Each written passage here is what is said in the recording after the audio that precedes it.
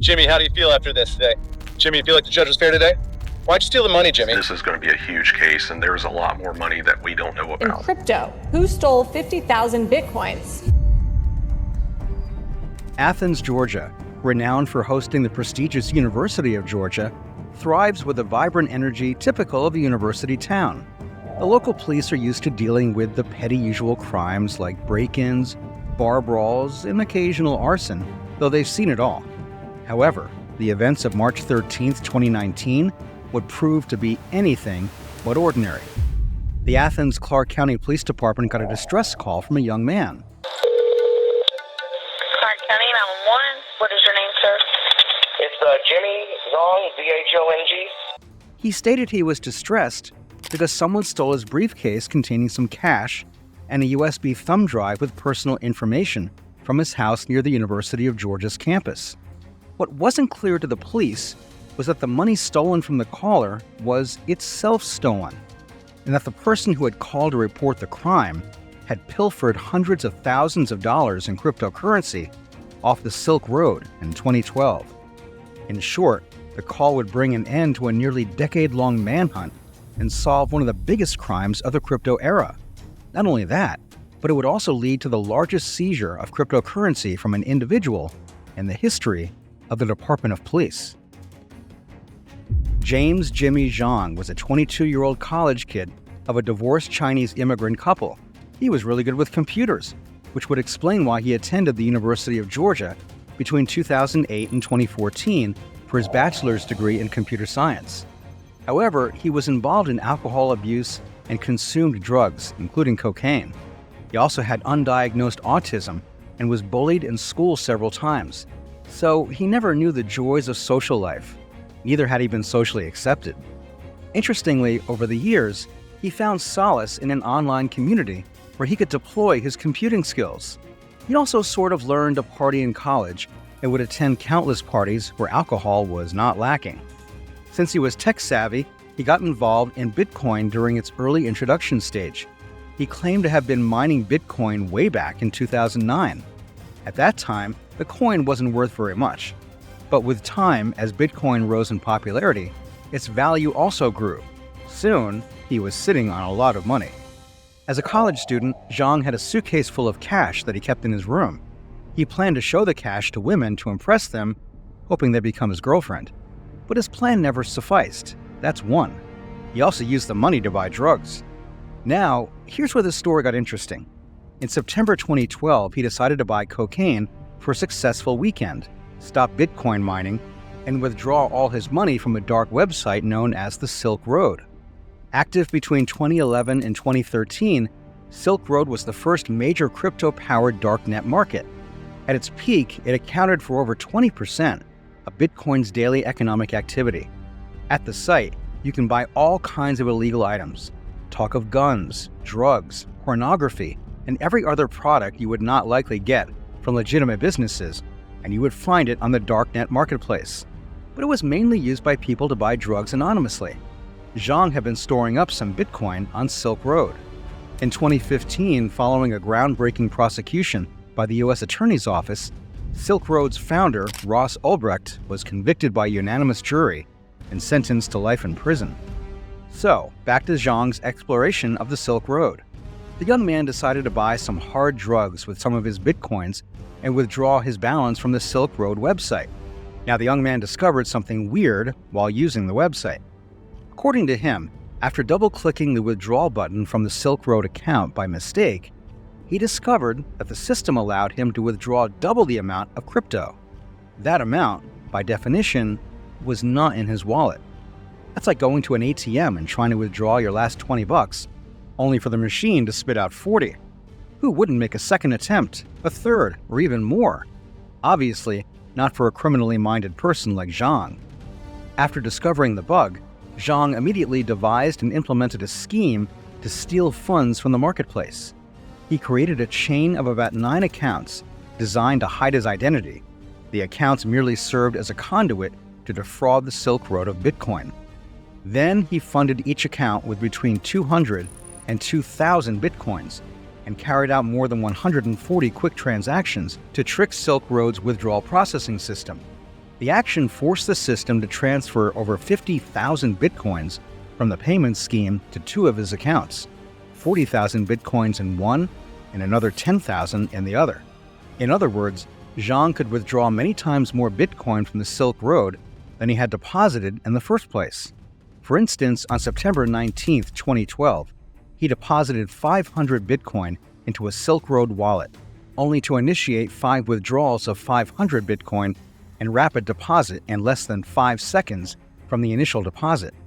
The 5 withdrawals gave him a net gain of 2,000 bitcoin. In another instance, he made a single deposit of over 50 bitcoin withdrawals before the account ceased activity. He moved the bitcoin out of Silk Road and consolidated them into 2 high-value amounts in a matter of days. He didn't stop at that. He went on to transfer assets to many separate addresses under his control, making it impossible to trace the source of the bitcoins and their ownership. The fiat equivalent of the cryptocurrency Zhong withdrew at the time of the abduction was $620,000. That's more than $3 billion in today's worth. While executing the fraud, Zhong never listed any item or service for sale on Silk Road. Neither did he buy any item or service on the marketplace. He registered the accounts by merely providing the bare minimum of information required by Silk Road to create the account. There were enough reasons to think he'd never get caught at that time. The Silk Road website itself was connected via a dark web network. There was no need to register IP addresses, so the culprit thought he was safe.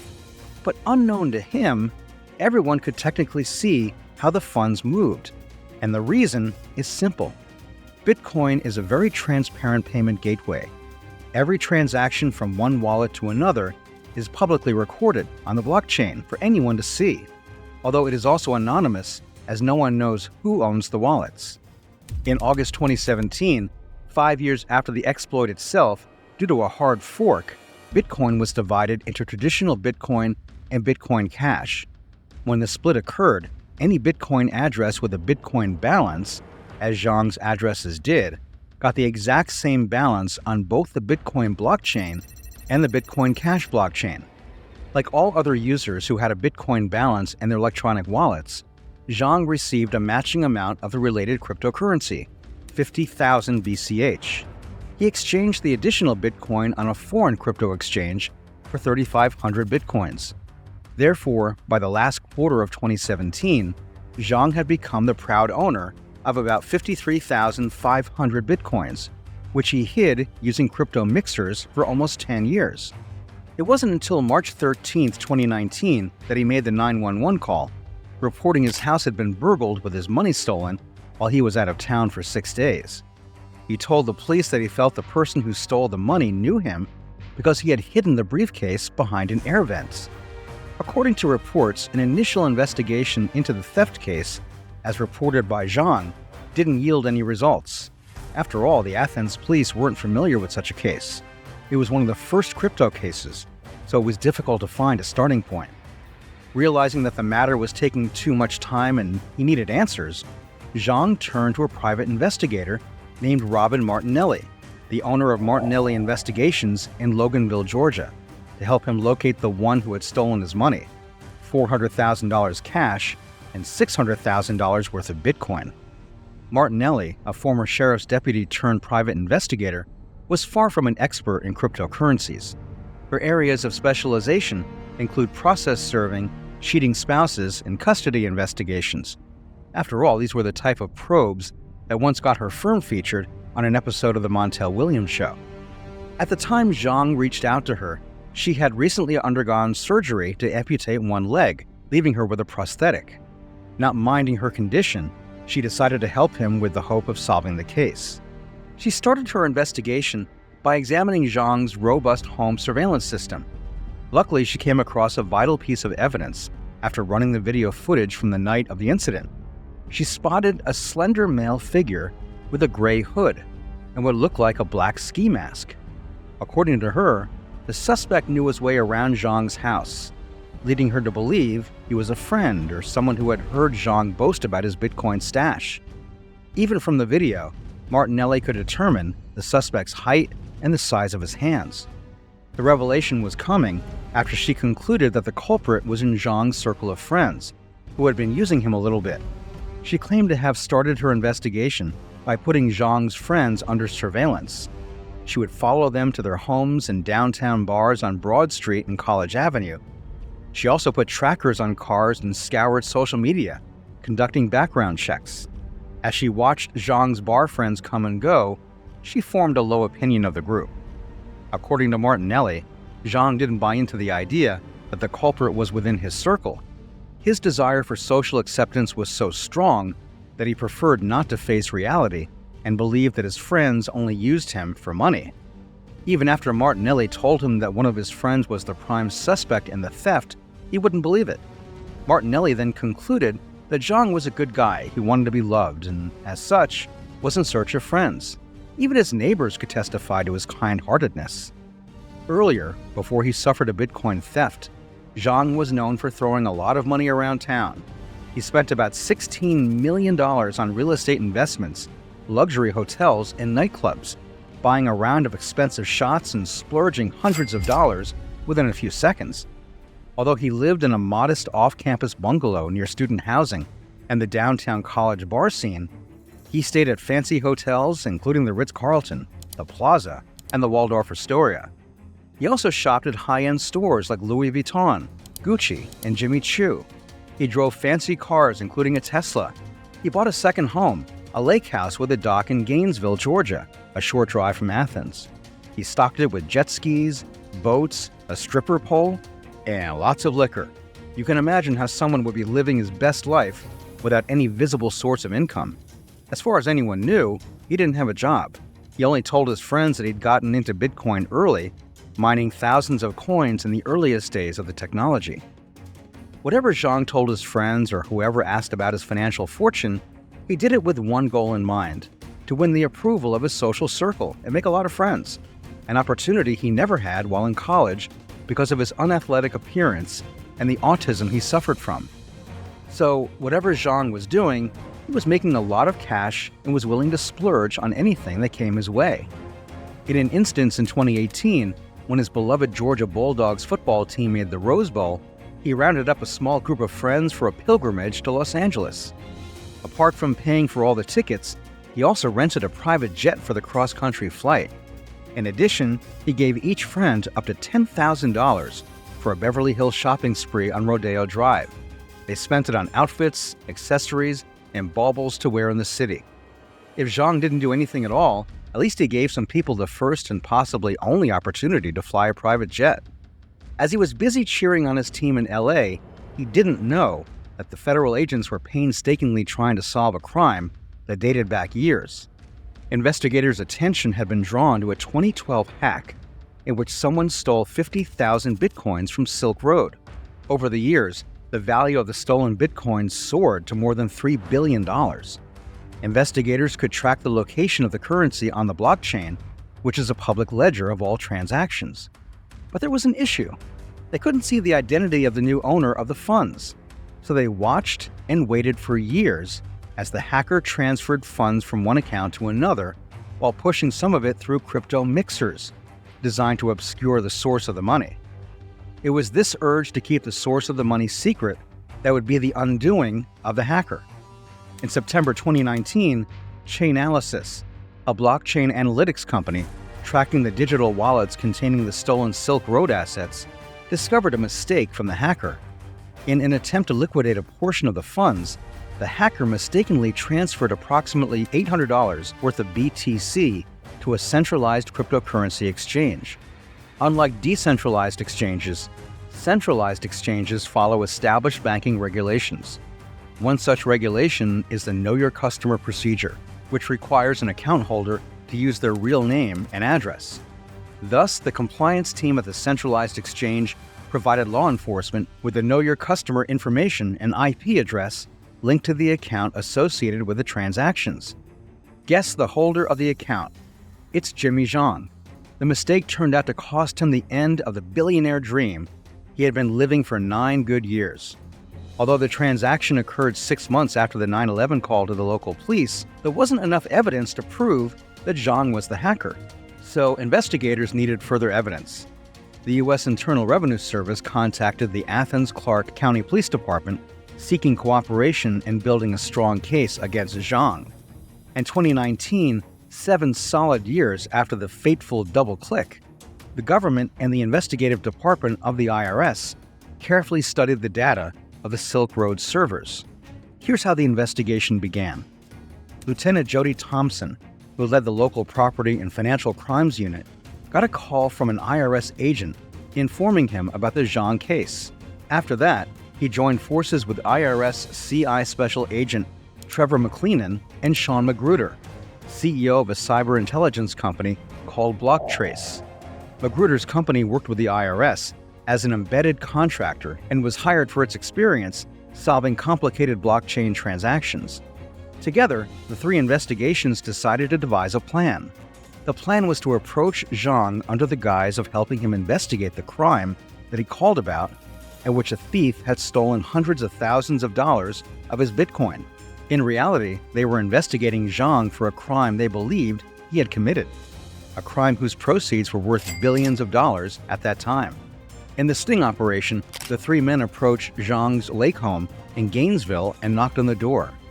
Zhong opened it enthusiastically, believing the police officer and the 2 other specialists were there to help solve his crypto theft case. He promised them a party in return if they could help him solve the case. Body camera footage reveals the officers singing Zhong's praises, obviously to make him reveal more secrets about himself. For instance, they complimented his front door, speakers, and his 13-year-old dog Chad.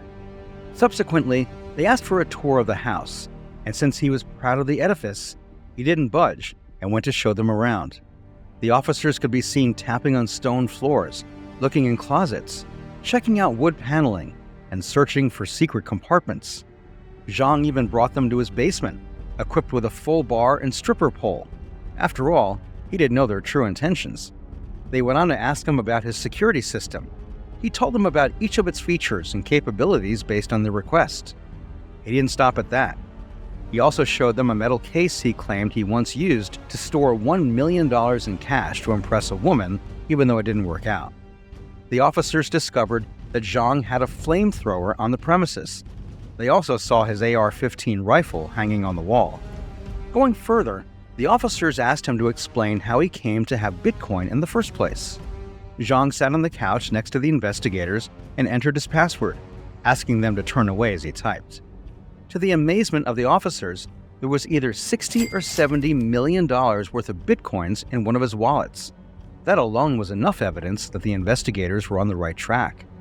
With the first visit, the investigators obtained a federal search warrant for his home. Before they raided the house, McLennan opened up to Zhong, saying that he wasn't really trying to help him, but to convict him. Before Zhong could recover from the surprise that followed the revelation, an officer slid a device known as a jiggler into his laptop, causing the cursor to continually move and giving the officers access to the password-protected content of the computer. A few days later, officers swooped on his home with a search warrant and rammed his gate with a car, catching him off guard. If he had caught a trace of the raid, he would have probably acted quickly and secured his crypto loot, but he was unlucky. The officers cracked open every crevice in search of evidence. They found a Cheetos popcorn tin in an upstairs closet with a single-board computer hidden inside that held millions of dollars worth of Bitcoin. Using sniffer dogs trained to detect electronics, the officers found a safe buried in concrete under some basement floor tile. The safe contained precious metals, stacks of cash, and physical Bitcoins minted in the early years of crypto. They also found a wallet with Bitcoin from the original hack of Silk Road in 2012. It was the end of the game for Zhong. His secrets had been uncovered and several assets recovered from him.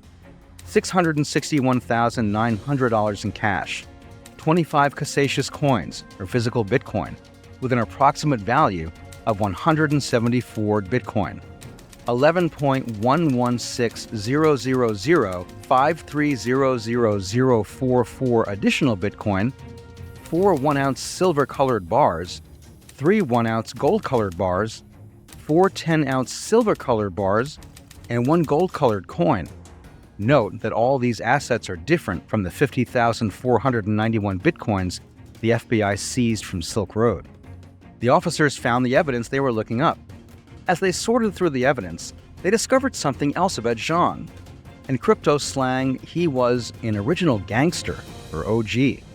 They discovered that as far back as 2009, when Bitcoin was invented, Zhong was among a small group of early coders who worked to develop and perfect the technology. He was a smaller contributor than some other OG players who have since become famous in the Bitcoin community. Investigators concluded that he contributed to the original Bitcoin code and offered ideas to the early developers on key topics, like reducing blockchain size. Ironically, the hacker who helped create Bitcoin went on to become one of the most notorious BTC thieves in history. Realizing that, like a golden fish, he had no hiding place. He voluntarily surrendered to the government in March 2022. He even surrendered additional Bitcoin that he had access to but had yet to dissipate. In total, he voluntarily surrendered 1,004.14621836 additional Bitcoin, making it the second largest cryptocurrency seizure from an individual. Zhong, now 34, was charged with 1 count of wire fraud, which he pled guilty to in November 2022. Normally, the offense carries a maximum sentence of 20 years in prison. His lawyers appealed to the judge to reduce his prison term, claiming that he was from a dysfunctional family and faced childhood troubles as well as bullying in adult life. They also claimed that he had no friends or family to turn to. They further contended that the crime never hurt the government or any victim, as he stole from a criminal enterprise. Even at that, the Bitcoin obtained from him resulted in a profit, which otherwise would have been worth much less if it had been seized from Silk Road in 2015.